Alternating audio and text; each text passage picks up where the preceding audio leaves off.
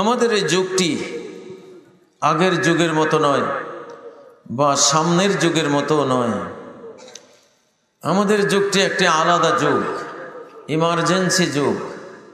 সরকার যেমন রাষ্ট্রে বড় ধরনের বিপদ আসলে জরুরি আইন জারি করে, ঠিক আমাদের এই যুগটি হলো ইসলামের কিছু জরুরি বিধিবিধানের যুগ, ফিতনার যুগ, মৃত্যুর যুগ, জাতীয় মৃত্যু, শত শত কোটি মানুষের মৃত্যুর যুগ আমাদের এই যুগটি।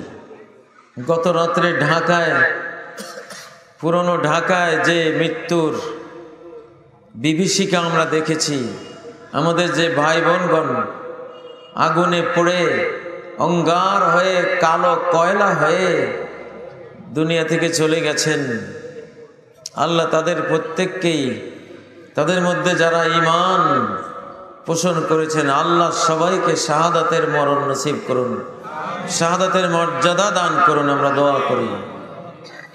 তার পাশাপাশি যারা মানুষের বসবাসের এলাকায় রাসায়নিক দ্রব্য, উচ্চ দাহ্য ক্ষমতা সম্পন্ন এইসব জিনিসের ব্যবসা করে, আমরা মাননীয় সরকারের কাছে জোরালো আহ্বান জানাবো যে এই খুনের জন্য তারা দায়ী, এই মার্ডারের জন্য ওই উচ্চ দাহ্য ক্ষমতা সম্পন্ন এসব রাসায়নিক যারা জনপদে ব্যবসা করে তারাই দায়ী। প্রত্যেকটি খুনের জন্য তাদের বিচার হওয়া উচিত, দণ্ড দিতে হবে এদেরকে। প্রিয় ভাইয়েরা, আগের যুগে একজন মানুষ মরলে 1952 সালে 4 জন ছাত্র মারা গেছে, আজও এই বাংলাদেশের মানুষ তাদের স্মরণ করে। আমার ভাইয়ের রক্তে রাঙা 21শে ফেব্রুয়ারি, ঠিক নয় কি? তখন মানুষের মন ছিল, তখন মানুষগুলো মানুষ ছিল, মানুষের অন্তরে রহমত ছিল, দয়া ছিল, মানুষের ভিতরে ঈমান ছিল। এই জন্য আজও ওই 4 জনের কথা বলতে পারেনি।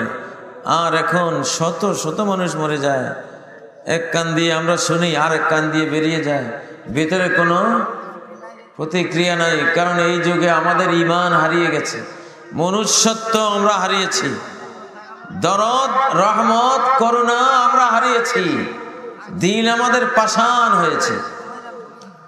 ও ভাইরা, সেই জন্য এখন আর হাজার হাজার মানুষ মরলেও আমাদের অন্তরে কোনো দরদ নেই, চোখের পানি নেই, আফসোস নেই।